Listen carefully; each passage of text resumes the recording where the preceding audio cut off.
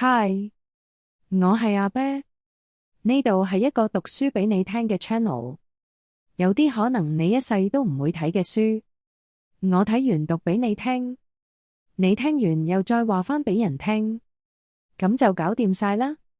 除咗要俾個 like 同 subscribe， 仲要 share 埋俾朋友仔喎，仲要記得留 comment 啊，唔該晒你啊。黃帝內經素問第35，瘧論。瘧疾呢種病其實成因唔複雜，但發作起上嚟好反覆，唔係每個人都頂得順。大致上病人喺夏天俾暑熱傷咗，熱邪潛伏咗喺皮膚同腸胃之間，即係榮氣停留嘅地方。當時未必即刻發病，但等到入秋，天氣涼，汗孔未收得好嗰陣，再受風邪或者沖涼時感受水氣、邪氣、水氣就黐實咗胃氣，困喺皮膚入面。之後邪氣跟住胃氣日夜走嚟走去，就陰陽內外相搏，結果就出現瘧疾。有病人會每日發作，亦都有病人發一日，停一日，再發，再停，周而復始。瘧疾嘅第一次發作，好多時都係先覺得全身毛管豎起，四肢唔舒服，好似成個人想伸懶腰，想打喊路，但心口又頂住。再嚴重啲就開始發冷寒，凍到牙骹打震，上下牙相撞，腰背疼痛。等冷寒過咗之後，身體就好似由雪較入火爐，全身內外發熱，頭痛欲裂，口渴成日想飲凍水。點解會咁呢？係因為陰陽虛實互相爭持交替。寒嗰陣，陽氣並入陰分，三條陽氣經脈都虛，陰氣佔上風；到熱嗰陣，陰氣並入陽分，陰氣被壓住。陽主外，陽盛就發生外熱；陰主內，陰虛就發生內熱。兩邊互鬥互換，就變成一下寒一下熱。如果邪氣流得較淺，就會每日發作一次。因為胃氣一日運行一圈，每到同一位置，又撞返邪氣，就發作。如果邪氣潛伏得深啲，向內推近內臟，就會變成隔日發作一次。因為邪氣唔會喐得咁快，一日先移一步，等到撞返胃氣，就發一次。仲有一種情況，係瘧疾發作時間每日愈嚟愈遲。原因係邪氣由頭後嘅風府穴開始侵入，之後一日向下移一節脊骨。胃氣每日返到風府嗰陣先開腠理，邪氣趁機同胃氣相交就發病。結果就變成今日遲啲，聽日再遲啲，後日再遲啲。到後期邪氣落到底骨之後，又會沿衝脈再慢慢上升，所以發作時間又會一日早過一日。如果瘧邪入到五臟，黏住脈源，就會潛伏得再深入同更遠，咁就唔會每日發，可能隔2日，甚至更耐一次。總之邪氣流邊，胃氣走到邊，撞啱嗰一下，就會病發。而瘧疾同一般風病唔同嘅地方係，風病症狀持續唔停，瘧疾就係有發有停。原因唔係邪氣休息，而係邪氣未撞到胃氣嗰陣就唔發。邪氣胃氣相遇，撞到先發。黃帝同岐伯討論瘧疾，其實想講一個重點。雖然瘧疾同風病一樣都係由風邪引起，但表現方式完全唔同。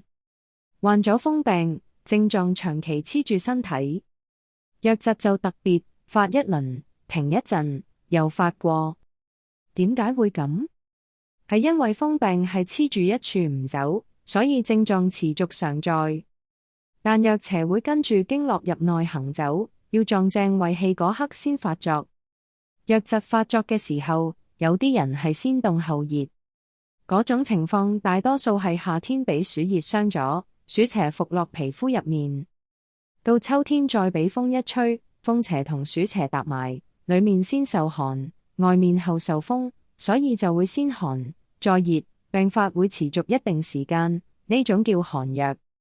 又有啲係先熱後寒，呢啲就係相反，先患風邪，再受水寒，熱喺前，寒喺後，病發時間同樣有一定規律，呢種叫溫瘧。再有一種最唔同，淨係發熱唔發寒，係因為本身陰虛太勁，陽氣冇嘢壓得住，一面倒衝上身，發病時煩躁、氣促，四肢發熱又想嘔，叫彈藥。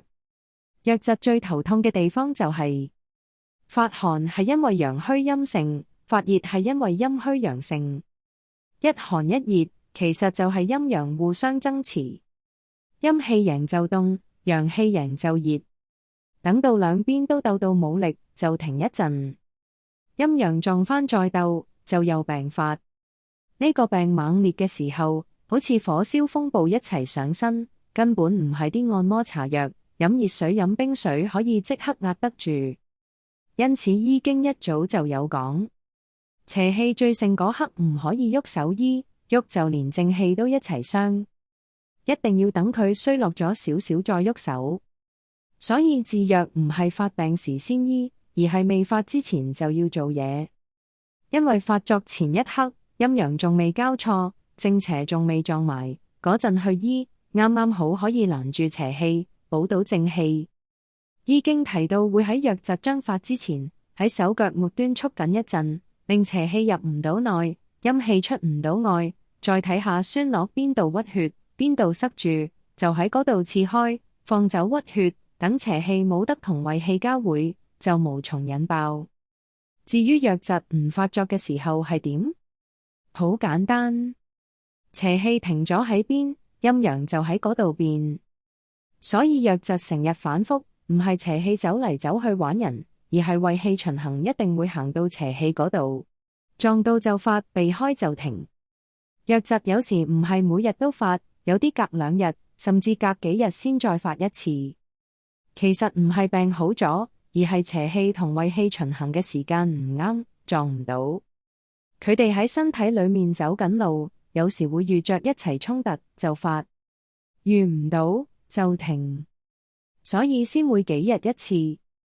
至於點解有時發作會口渴，有時又唔渴，係因為每次發作嘅程度唔同。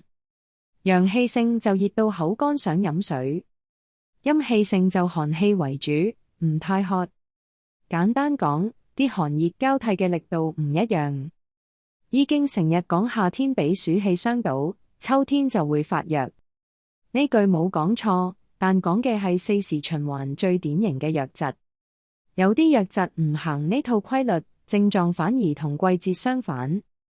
病發喺秋天，寒氣就會加重；病發喺冬天，寒氣反而輕；病發喺春天，通常畏風；病發喺夏天，成身出汗。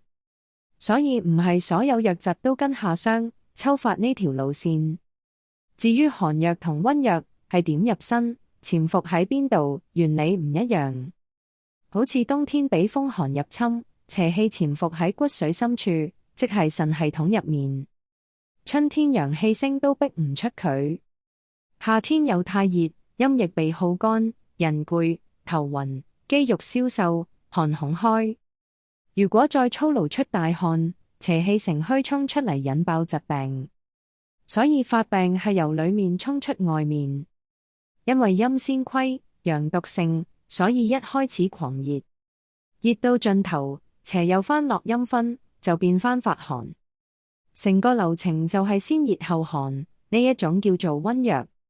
至於體質上本身肺火偏盛，胸口屈住透唔到氣，一用力做嘢，出汗，毛孔打開，就俾風寒由皮膚攝入去。結果邪氣卡咗喺肌肉之間，又唔入陰分，陽氣一路偏盛唔回落，所以只會熱，唔會寒。因為邪氣留喺肌肉，啲肉會慢慢瘦削落去，所以呢類就叫彈藥。藥論完。多謝你聽到最後喎。如果內容太深奧聽唔明都唔緊要㗎，聽多幾次就得㗎啦。如果大家鍾意阿啤嘅製作，除咗要俾個 like 同 subscribe， 仲要 share 埋俾朋友仔喎，仲要記得留 comment 啊。唔該晒你啊。我哋每逢星期3、星期6有新片，我哋下次見。